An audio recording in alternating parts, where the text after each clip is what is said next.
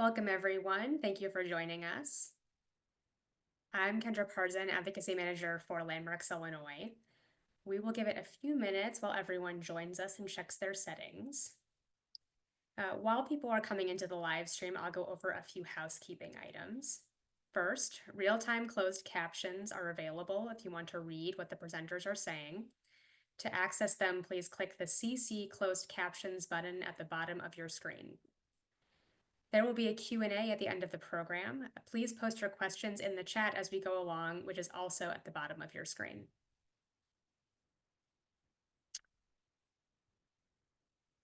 And we will go ahead and get started. So good afternoon, everyone. Welcome to the third and final installment of our Fall Preservation Snapshots presentation series. This series, which has been a source of inspiration and motivation for many, is a testament to the power of preservation. My name is Kendra Parzen. I am the Advocacy Manager for Landmarks, Illinois.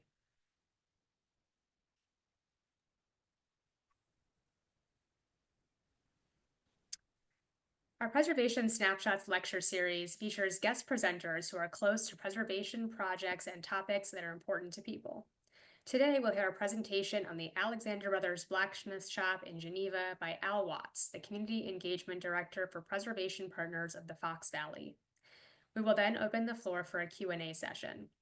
But before we get started with our presentation, I'd like to welcome those who may be joining us for the first time and tell you a little bit about Landmarks, Illinois.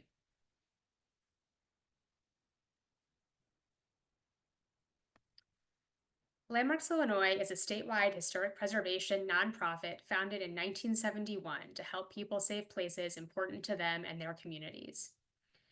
Our advocacy team works on 150 to 200 projects at any given time all across the state. And since our founding in 1971, we've helped save almost 24,000 places.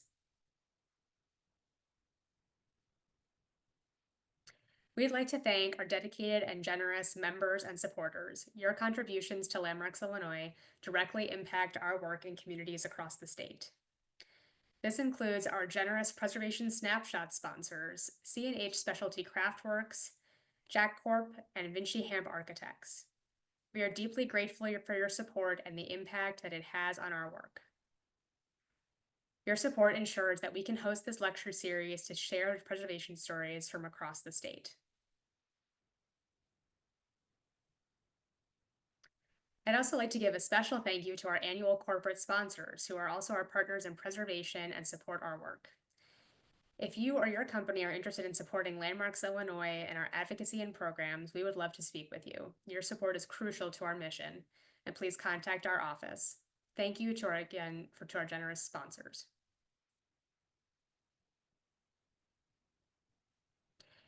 And thank you to all of the members of Landmarks, Illinois who are joining us today. Membership support is essential to the success of our advocacy, education, and programs. If you're not a member, please consider joining us today at landmarks.org. Finally, if you've missed any of our past lectures or would like to revisit this one at a later time, you can also visit our YouTube channel to see our presentations and projects that Landmark, Illinois is involved in. This presentation is being recorded and made available on our YouTube channel. Before we get started, if you need closed captioning, a reminder that real-time closed captions are available. Click the CC Closed Captioning button at the bottom of your screen. We're pleased to welcome Al Watts to give today's presentation. Al Watts is a South Elgin husband, father of four, author, speaker, Civil War reenactor, and historian. He works part-time as the Community Engagement Director for Preservation Partners of the Fox Valley, a nonprofit organization in St. Charles that operates small historic sites in forest reserves in Kane County and encourages the preservation of historic structures. Early next year, Al will complete master's degrees in public history and American history, and he's been working with a team of passionate preservationists to save and encourage an appropriate reuse for the Alexander Brothers Blacksmith Shop since 2021. The Alexander Brothers Blacksmith Shop is one of Geneva's oldest surviving commercial structures. The original one-story limestone structure was built in 1846. Throughout its history, it has been occupied by many businesses. Its storied 180-year history and prominent location on the shores of the Fox River have secured its reputation as a beloved, iconic, and irreplaceable piece of Geneva's industrial history.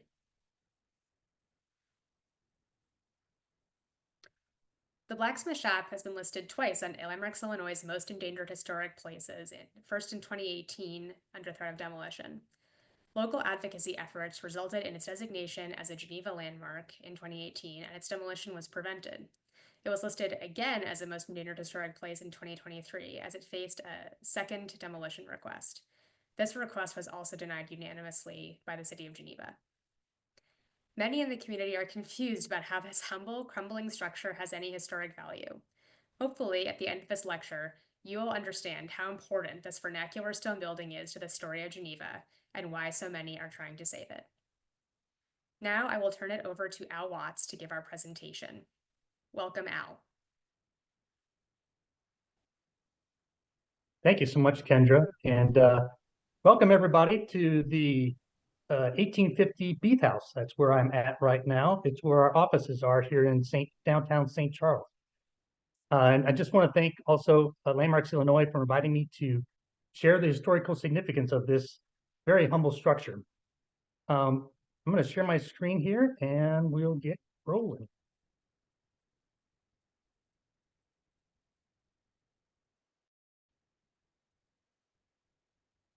Awesome.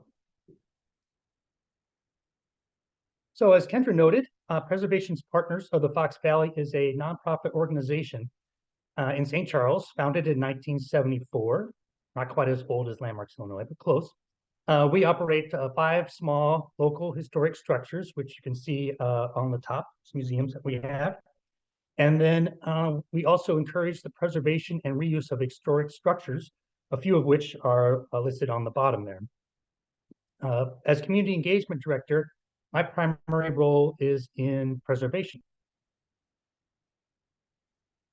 A historian rarely works alone, and I want to thank a few people before we really get started here for all the research that they have done. Really put together most of the research. I'm piggybacking on it and bringing it all together for you today. But really have to thank Michael Lambert, who was the preservation planner for Geneva. He just retired earlier this year. Colin and Gloria Ann Campbell have been staunch advocates for this structure and have helped out a lot. And also Dave and Karen Armbrust have taught me a lot about blacksmiths, and I'm going to share some of that with you guys today. Also, I have to thank Landmarks Illinois for their steadfast support. They've listed this structure twice on their most endangered list, which is rare. Kendra has been out here to speak to folks at our meetings, which is also very helpful. And we really could not do what we're doing without the help of Landmarks Illinois. So thank you. But my goal today is to show you that significant history can be discovered in the ordinary and is worth preserving. Now, nearly everyone can be easily convinced of the need to save a place like Mount Vernon, or perhaps the old post office in downtown Chicago. Convincing anyone of the historic significance of a small structure with no distinct architectural features, especially one in poor condition, is much more difficult. Yet, in some cases, small vernacular structures, such as this one, hide some incredibly rich stories. This simple blacksmith shop on the Fox River in Geneva downtown district, or downtown area, has a lot to share. As you'll discover, this blacksmith shop is a window into the everyday lives of people of Geneva from its early settlement to today. Like a chameleon, it evolved to meet the needs of a growing community. It was so ordinary that it was invisible as a chameleon too. Now, for those who may not be familiar with where Geneva is, let me kind of explain as briefly as I can. So Geneva is about 50 miles due west of downtown Chicago. We're in the northeast part of Illinois. And the first white settlers arrived here in what would become Geneva in 1833, after the conclusion of the Black Hawk War, which forced the Potawatomi and other area tribes to reservations. Kane County had a lot to offer new settlers. This is a map of Kane County as it was in 1840. I'm going to point out a few things to you here. The gentle flowing wide Fox River here on the top of the screen here was on the east side of the county. And it provided water power, which was crucial in this period of American history. The woods, which are in these darker green areas you can see, are quite plentiful. They provided abundant building materials. The fertile soil was easy to work in this county and was able to grow cash crops, which was able to provide good income. Also, the proximity to Chicago made a nearby market very easy to not only get your crops to market, but also to receive the goods that you wanted or needed. Quickly, as you can see, the first people came here in 1833, and all these black dots that you see on the river here are all the little communities that got started up and were already existing by 1840. Dams were built to harness the water power on the Fox River, and bridges and roads were built to transport the crops to market and goods out to farmers. These roads are these brown squiggly lines here. Those are some of the roads that were in existence already by 1840. So essential to growth of Kane County, or any frontier community for that matter, were blacksmiths. They shaped iron into nails to build homes, horseshoes for horses, hoes, and other implements to turn the earth. Their skill was very practical, but also had an artistic flair. Among the first men into a new area for settlement, blacksmiths symbolized hard work and perseverance.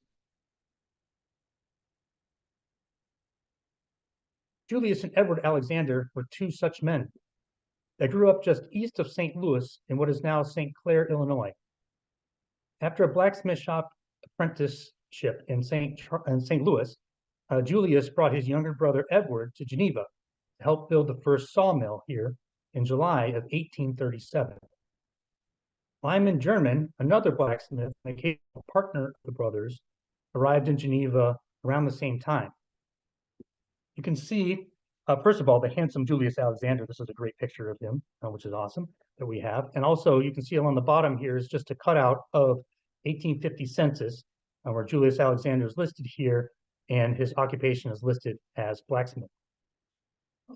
What is really fortunate is, for such a humble structure, we have actually learned a lot, and we can trace its history from the early days of its until today.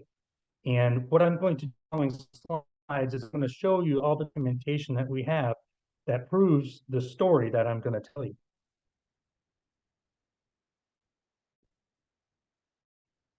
According to Eben Danford, who arrived in Geneva a few months after the brothers, Julius and Edward, built these three blacksmith shops in Geneva, one on the west side of the river and two on the east side of the river.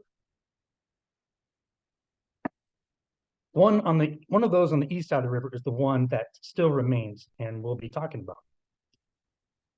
about. Shortly after Julius arrived, he bought the southwest quarter of Section 2 on the east side of Geneva along the river. That is what is this blue box here, is the parcel that he purchased. It was about 136 acres. The star is approximately where the blacksmith shop was eventually built. Now, the transaction was recorded with the United States government in 1842, and you can see that transaction on this top graphic here. But he likely staked his claim before that. In the fast-growing frontier, it was common for there to be a fair amount of time between the date of the claim and when it was officially purchased and recorded.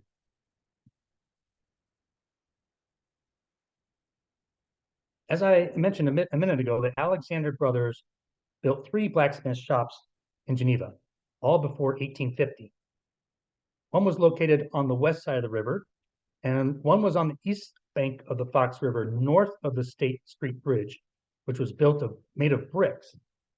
And the other was on the east bank of the Fox River, directly south of the State Street Bridge, that was made of limestone, and that is the one that is still standing today.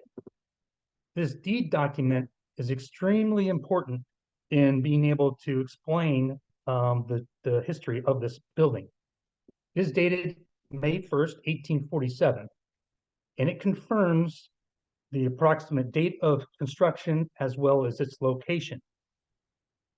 The document establishes that Julius Alexander sold land to his brother Edward and his business partner Lyman German on the east bank of the South River, south of the bridge.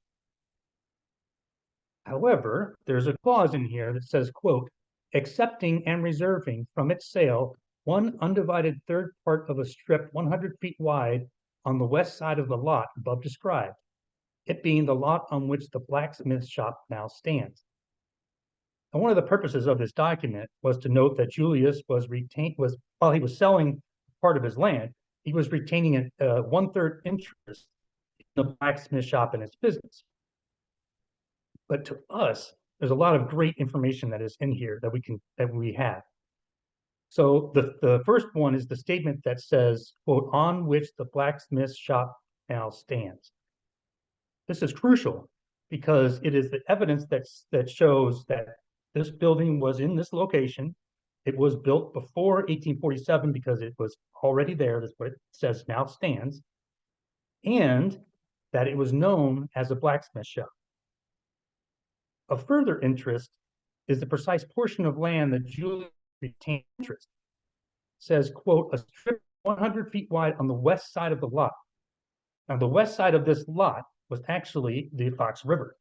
And so he's not just retaining the blacksmith shop itself, he's retaining the land between the Fox River and up to the through the blacksmith shop. What is interesting about that is that that strip of land would have included the mill rate, would have gone by this building, and I'm going to show you some graphics or some images that describe this a little bit better so you can see. But that is a very important part of this whole story.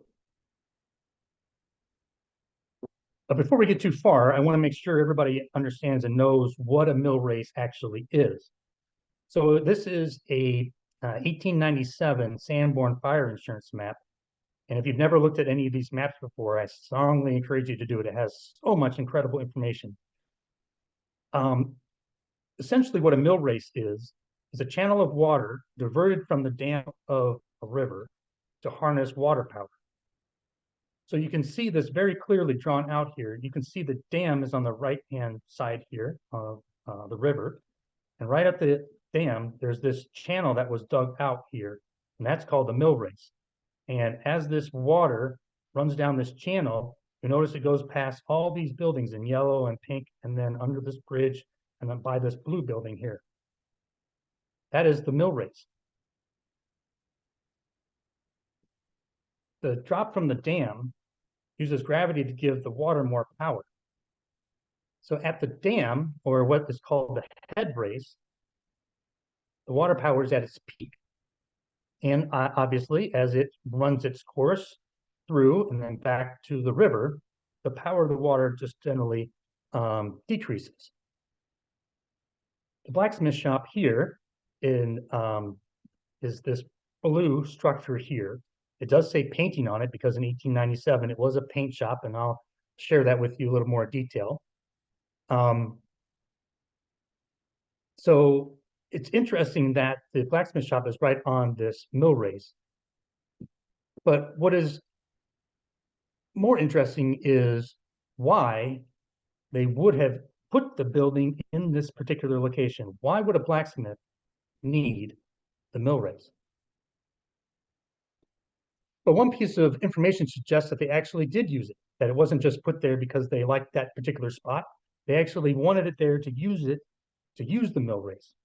So this document from 1842 shows that Julius sold about 49 acres of land on the east side of the Fox River, north of the State Street Bridge, to Samuel Sterling and Alan Hubbard. This was near their brick blacksmith shop that no longer stands. The contract shown here states that the sale was made, quote, accepting and resigning the use of the water as conveyed to him. This exemption meant that Julius, while selling the land, was retaining the ownership of the water rights of the mill race that was on that land.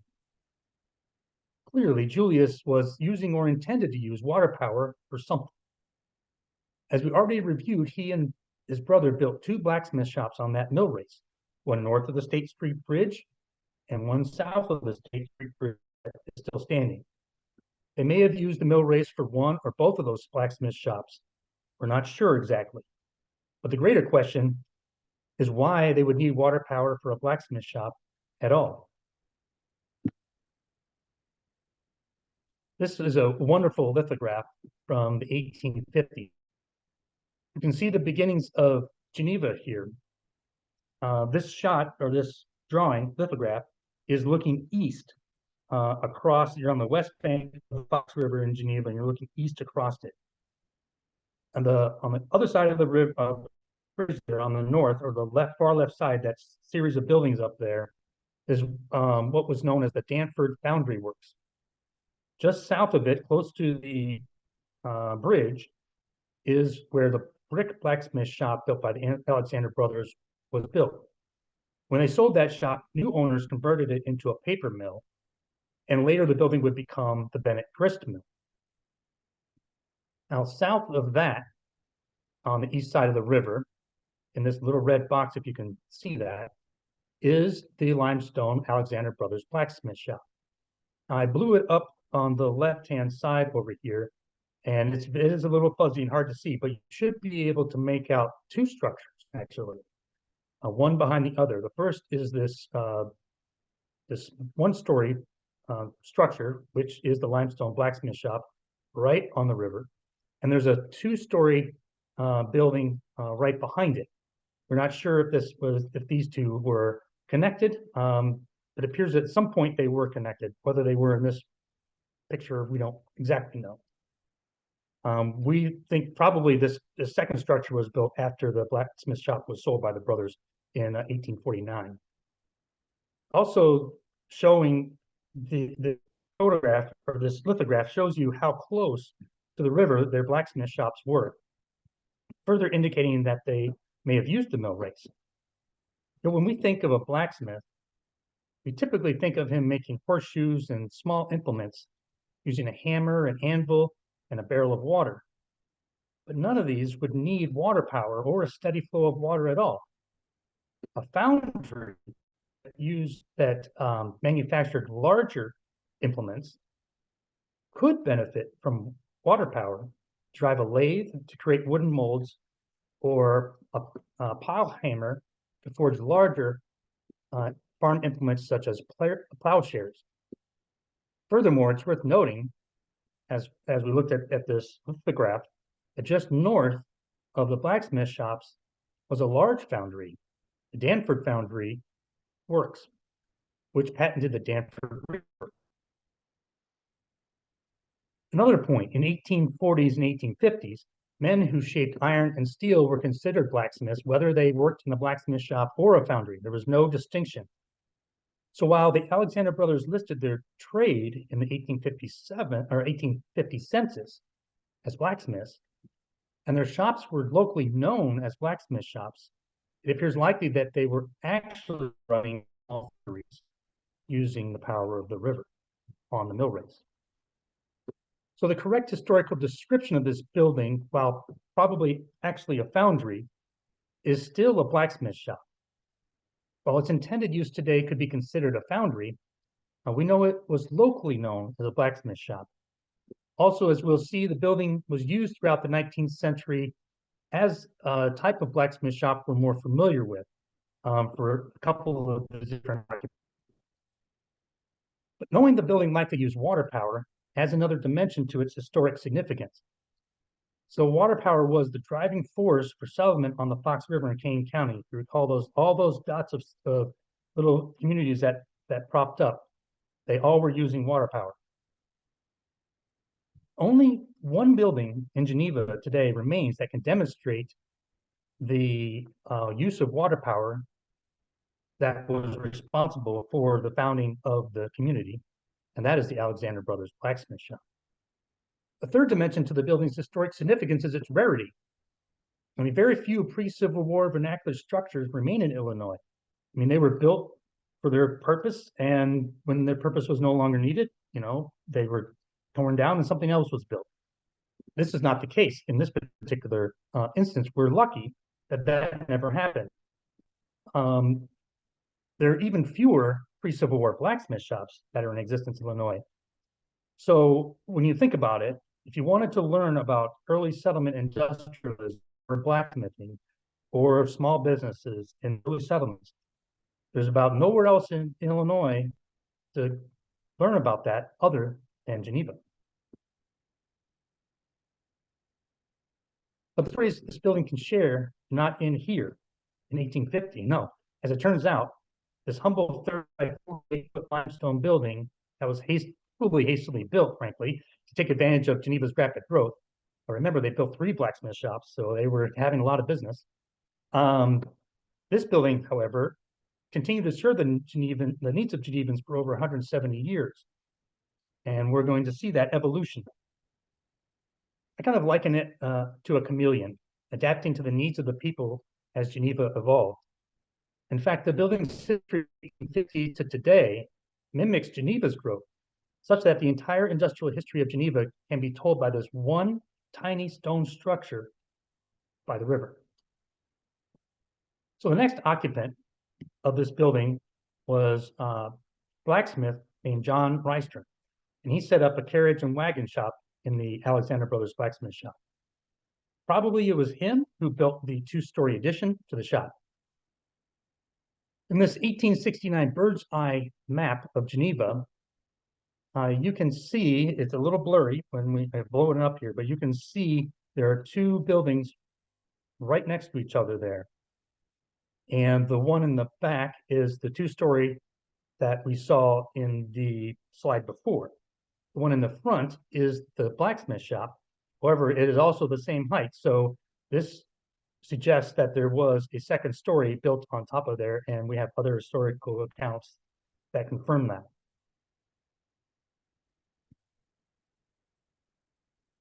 Building's next use was as the C.E. Mann cooperage in 1882.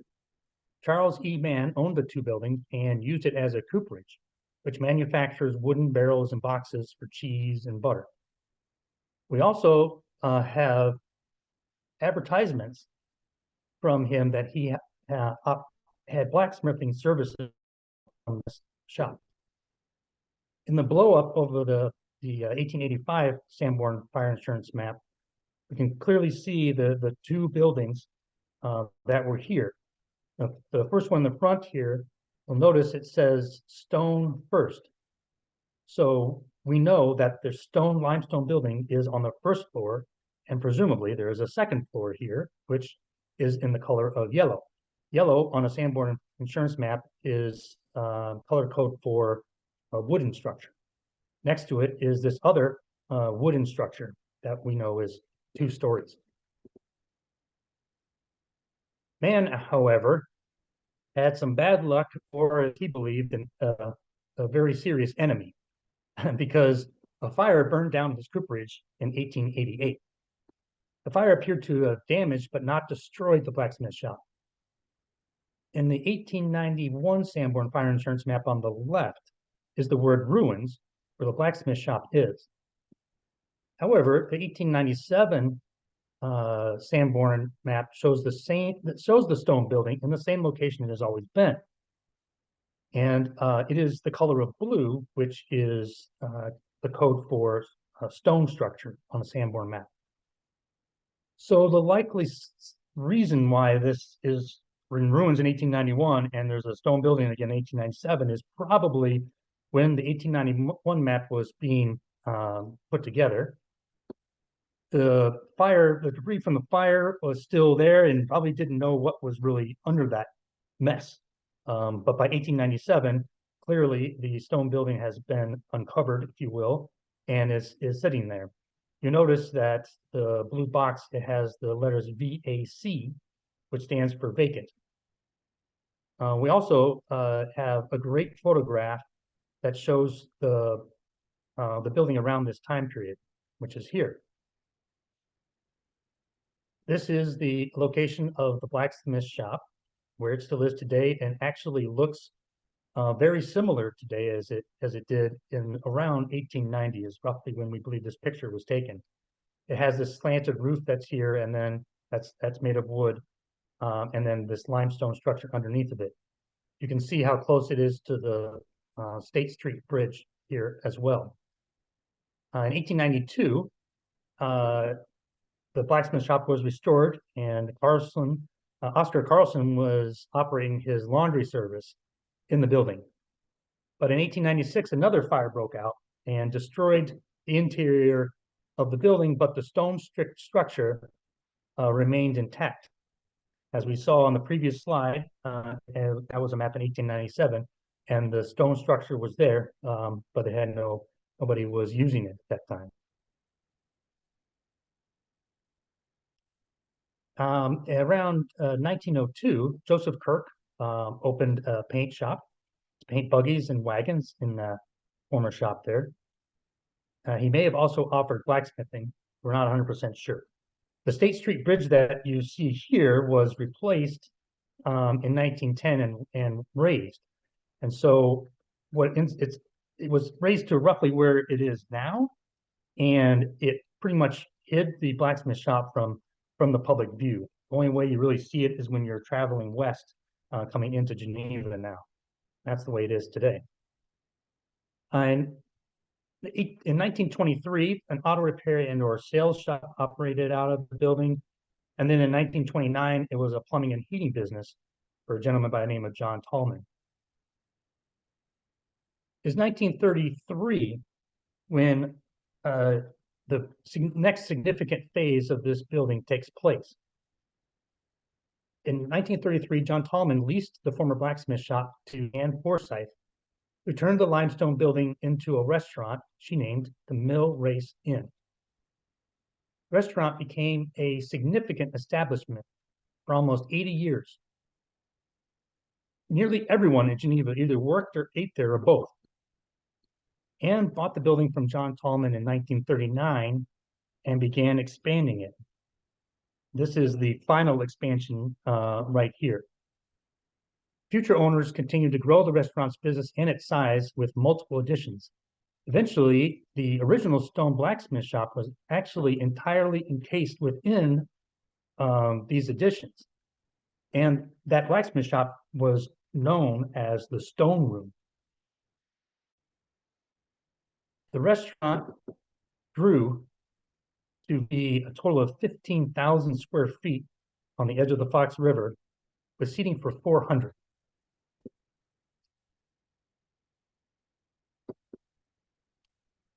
When the restaurant closed in 2011, the challenge of its preservation began. Here's a photo of the old Mill Race Inn from around 2013. The stone blacksmith shop is inside of this part that's in white. It's got the little chimney there. It's inside of that building, which is kind of amazing. The building remained, the Mill Race Inn remained vacant until developer, the Shodine Corporation, bought it in 2014. Now, the developer knew that there was a hidden blacksmith shop in this structure.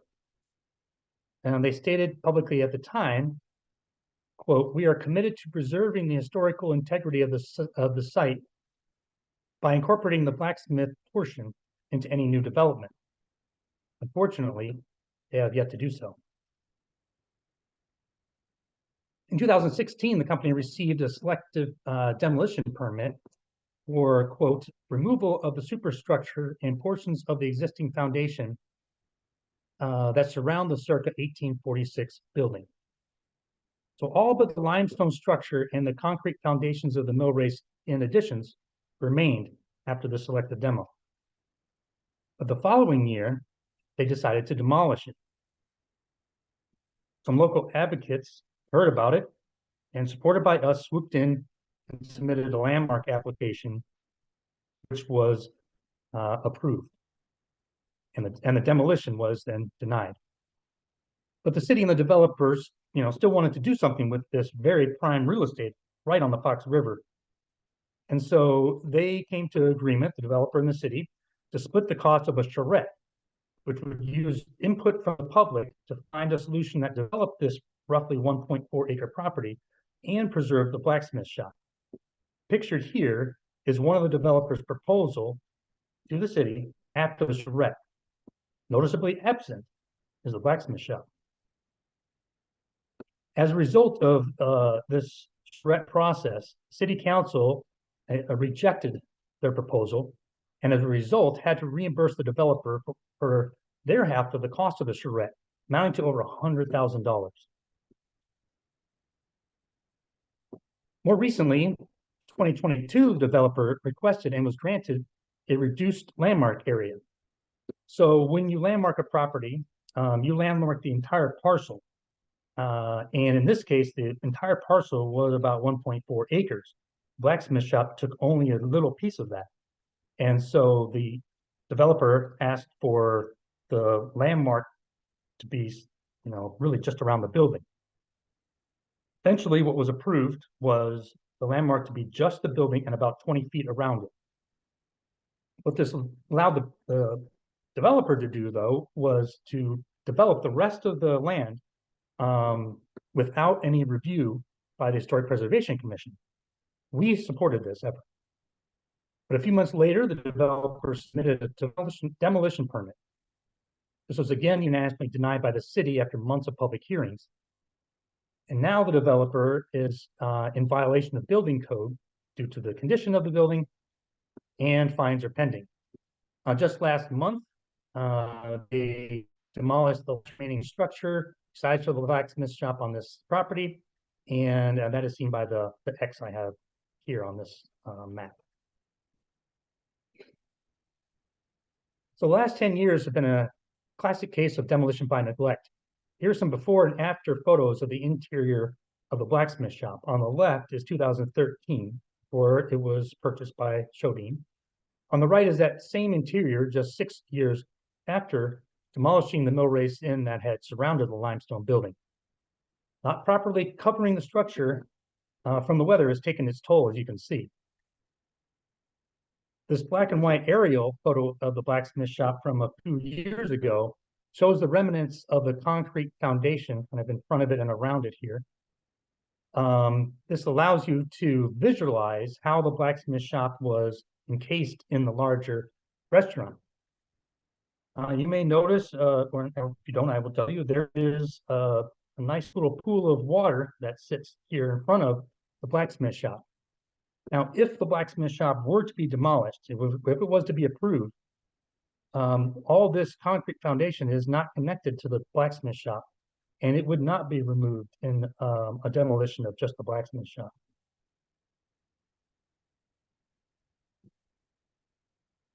So the blacksmith shop has certainly been altered frequently since it was built in the 1840s. So can the original blacksmith shop really be visualized today? I'd say that's debatable best. However, my view is that its evolution is what makes it significant. As you can see here, I've got a comparison of the evolution of Geneva and evolution of the blacksmith shop. The changes to this basic rock box nearly mirror the entire small business history of Geneva. The building changed as Geneva changed. Manifested in this most plain of structures is an incredibly detailed story of Geneva. We're hoping that it can be like a chameleon again and continue its journey as a talisman of Geneva. So the building, of course, is not in a great condition. It's poor, no question. A report by Altus Works in 2022 determined that it would be possible to reuse the structure. It's in good enough shape that it can be reused. Our expectation based on, for example, the charrette that they did in 2019 is the developer wants to build condos or apartments right there on the river. And so with that in mind, the suggested potential uses that we have offered are here on this slide. the picture is one of those. It's a kind of a bar restaurant design of what it could look like. My personal preference actually is, if I got to just make all the decisions, would be to just take the roof off, leave it open, obviously, make the structure sound, but use it some kind of backdrop for a garden or an outdoor entertainment space. I think it would really fit in nicely with the likely condos and or apartments that may be built near and around it.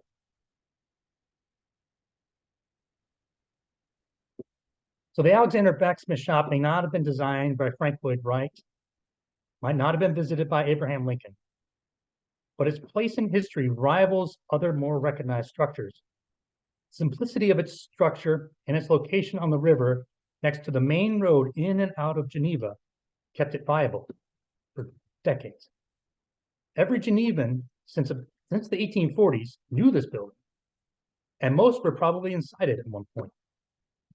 Because of this, more than just about anything else in Geneva, this blacksmith shop can answer the questions of who settled Geneva, why they came here, how they lived, and how a rapidly changing world affected them. In fact, it was so ordinary that it's extraordinary. Now, if you would like to support our efforts to preserve this indelible symbol of Geneva's and Illinois' history, I encourage you to follow us on social media at Preservation Partners. You can also visit our website, which is ppfv.org. You can sign up for our monthly e-newsletter, you become a member, or you can make a donation. So I really appreciate your time, and hopefully you're able to learn a little bit more about why this particular building is so important and significant, and why so many are working hard to try to preserve it and find a new use.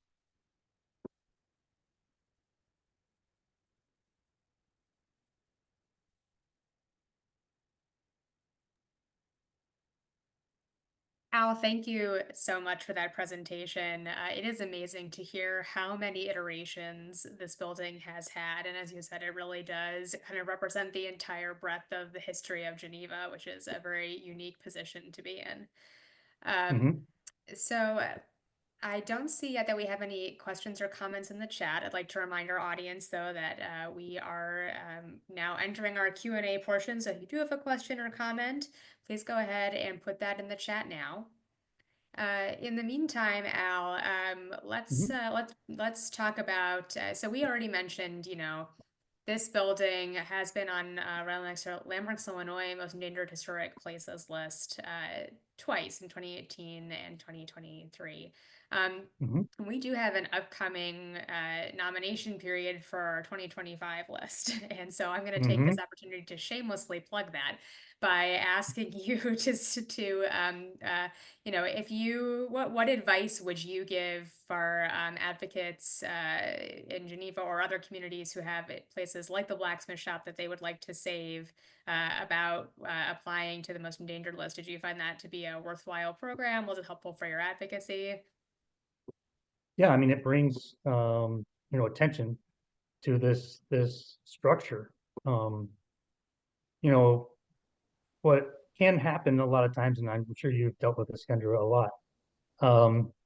Historic buildings can, owners will buy them and start making decisions about them, and you have to keep vigilant to know when those meetings are happening, because at some point they have to come in front of a public hearing, some public meeting at some point. Unfortunately, we don't have the robust local media that we are used to having, and so you kind of have to be watching things that are happening in your community, checking the local website. What is awesome in our particular area, a shameless plug for myself, for our organization, is that's what I do. I mean, that's what my job is, and that's what our donors and members pay us to do. So I'm constantly trying to keep track of where these buildings are at and what people might be doing with them. And as soon as I get some information, I get that and share that out, because the brighter you can make it, the better opportunity you have. So, you do a press release with the 2025 most endangered list. People are paying attention to it, and they're going to continue to ask questions of their local leaders, what's happening with this. So that's very helpful. Thank you. Yeah, thank And you honestly, very much.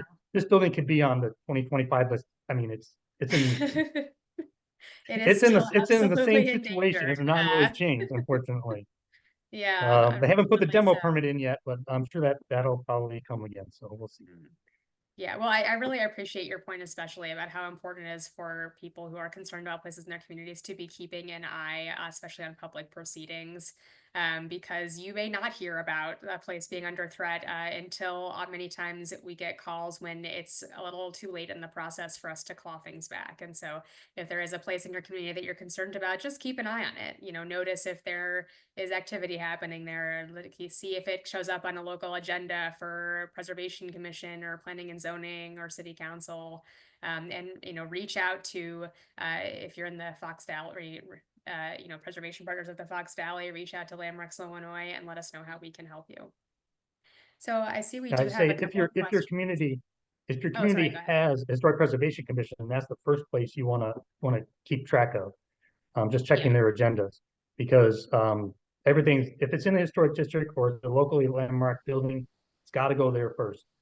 And if you can catch it when it's happening at that level, you have opportunities to save it, because it'll have to go through more processes. So HPC is where it's at. Very true. Thank you. So I see we have a question from Jewel, who says, nice presentation. Any ideas or thoughts on how to prevent demolition by neglect? There are usually two reasons that I found that a developer that a building is going through a demolition by neglect. One is because they just simply don't have the money to do anything with it, and are either not able to sell it or don't want to sell it. The other is purposeful, where they they intentionally don't do anything with the building so that it eventually looks so bad that everybody wants it just gone. In that situation, actually in both really, but more in that second situation, is the local building code. So this blacksmith shop is clearly not weather tight right now. It's got a tarp roof it really looks like black trash bags that are on it. It's not keeping the weather out at all. And that is what is causing the immediate and significant deterioration. They're in violation of code. And the city has taken action in this case. But that is a bit of a long process sometimes. There's an example of this working locally here in St. Charles. There was a much larger factory that was built in 1904 that was actually not landmarked. It was not in a historic district. And however, that particular owner was not taking care of the building for many years, and the city began to fine them. What that particular developer did then was go ahead and submit a permit for demolition. But thankfully, the city said, we'll reduce your fine, but you still got to pay a fine of some amount. I don't know what it was negotiated to. It wasn't the total amount, but it was some lesser amount. And at that point, they decided to cut their losses. And a new developer came in that we knew, if we had told them about this building, came in and negotiated to buy it, bought it, and is now restored and is just about to open as apartments. Really done a good job with the building. And he didn't even have to, he didn't have to go through any historic preservation process to get that done, because it wasn't landmarked or anything like that. But he's been a good steward of that building, and we're very lucky that he came in and was able to fix it up. So fines work. That's a great lesson. Thank you, Al. And, you know, of course, if you are in a community with a demolition by neglect ordinance for historic properties, that's a pretty clear path to follow. But many communities do not have that. And so, you know, looking at whether the building, as Al mentioned, is in violation of code, or also advocating for a demolition by neglect provision to be added to your local ordinance can be a great way to advocate for places that are the subject of demolition by neglect. Mhm. So another question from Sarah, any possibility of restoring the shop as a museum? Do we know the cost to restore? Would the city or the park district help out? Is that an avenue that's I been do know that explored there have now? been, yeah, I do know that there have been conversations between city, the park district, and the developer. I was not privy to any of those, so I really can't speak to what it is that's going on there. Whether it's to be a museum or not, some kind of use needs to happen at some point. And it comes down to money and the developer, right? I mean, they own the land, so and they own the building, so they do have the right to a certain extent to do what they want. And if they don't want a museum there, it's not going to be a museum. If they don't want to sell it to somebody, it's not going to get sold to somebody to be a museum. Um, and this is pure speculation, but knowing that there is a cost of some kind to do something to shore up this building so that it can be reused in some capacity, it's going to require money. And does the Geneva Park District have the money? Is there a grant funding to do that? Does the developer want to donate money for that? These are all questions that I don't have answers to, but those are things that would have to be discussed. The way that it sits right now, remarkably, is that the developer could build something within 20 feet of that blacksmith shop without approval from the Historic Preservation Commission. So they could build, you know, whatever they can build based on the zoning situation there. But they want this last little piece for some reason, so they have. Right. That's where it sits. So not that conversation hasn't been perhaps fully explored, or at least not in a public way that we've been privy to. Right. Um, Yeah. Great. Alan says, great presentation. Thank you for your work in preservation. Do we know why the original owners sold the blacksmith shop and whether they continued to reside and work within the Geneva community? The people who own the blacksmith shop now. The original owners. So I guess that's the Oh, Alexander. like the Alexander Brothers. That's a really good question. I don't have the answer to that one. I'm not sure. Um, Only because I know that there's others that have done a lot of research on it, and that none of that has popped up to me. Is my guess that there isn't, but you know, I haven't done a genealogy tree to find out where their relatives are. I do know both Julius and Edward Alexander, I think Julius's wife, are all buried in Geneva. That I know. Oh, okay. So it's likely that they maintain some connection to the community. We don't know exactly where they went yet next, but it sounds like they see some members of the family either came back or never went elsewhere. So that's very interesting. Thanks, Al. Oh, I have a note here from Michael Lambert. He'd be the guy who would know. Michael would know. Julius remained in the city. His daughter was active in the Geneva Historical Society until her death. Edward probably left. Thank you, Michael. So glad that you could join us for this presentation. Yeah, he's Um, fact checking me right now, so we'll see. I'll get an email if I got anything wrong. I will say well, just one little. This is kind of a side note, and Michael can fact check me on this too, but I'm pretty sure I've got this information right. Is that I understand that the brothers sold out in 1848 or 49 of their blacksmith shops because they intended to go west and prospect for gold. And I believe Julius actually changed his mind and stayed, and Edward did go. I believe he eventually came back. I haven't found yet if he got rich or not, but that's just kind of an interesting side. yeah, that is interesting. Okay, so I have a question here. So do you know, can you shed light on why the Millrace restaurant owners decided to sell the property? I don't know. My understanding is that that area is in a floodplain, Hmm. and I know that that Mill Race Inn was flooded many times. Um, so that gets expensive after a while, and especially trying to come back from that and maintain that. So that is probably the reason that they sold. Notably, the blacksmith shop is actually not in the floodplain that I've looked at. The Army Corps is the one that makes those maps. It's not in the floodplain, and Michael can attest to this. He told me anyway. He's been in the basement of it, and it's never doesn't look like it's ever been flooded. So, but in some of the at least one of the photos that I showed you, right in front of the blacksmith shop, it's full of water. So it definitely floods at least up to there. Um, and so probably that's why they ended up having to sell. Yeah, that makes sense. And thank you also for following up with that important information that the blacksmith shop itself is not within the floodplain, since I'm sure that that was going to lead to some questions. So you've headed that off Yeah. nicely.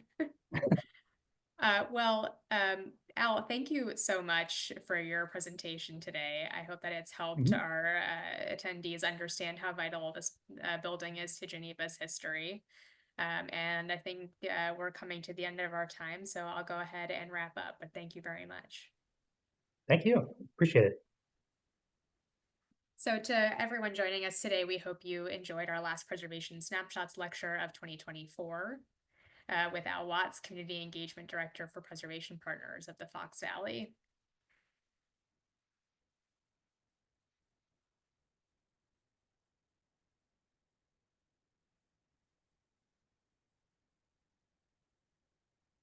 I'm going to wrap up with a few more slides about Landmarks, Illinois, and upcoming events, etc. So first, you may have already received, if you're a member, your year-end appeal letter in the mail.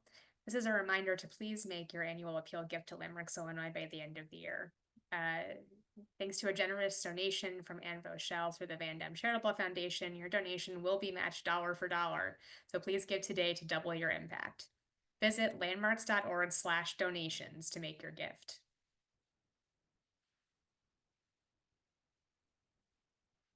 And as I alluded to during our Q&A, nominations for our 2025 list of the most endangered historic places in Illinois will open on December 10th and remain open through January 10th. So if there is a place in your community that is threatened by demolition, deterioration, inappropriate development, or lack of funding, we would love to partner with you through this program to advocate for its future. For updates, please keep an eye on our website, landmarks.org. Before the end of our program today, we would like again to thank our donors and sponsors. Our work would not be possible without you. If you'd like to support Landmarks Illinois, please consider becoming a member and donating to help us continue helping people save places. If you'd like to sponsor a Snapshots lecture series or another Landmarks Illinois Preservation Initiative, we have opportunities, so please contact us. Our staff's information is available at landmarks.org, and we are happy to discuss with you. Thank you to our programs manager, Layla Wills, for producing today's presentation. Thank you again to Al, and thank you everyone who joined us today. We will see you again in 2025. Take care.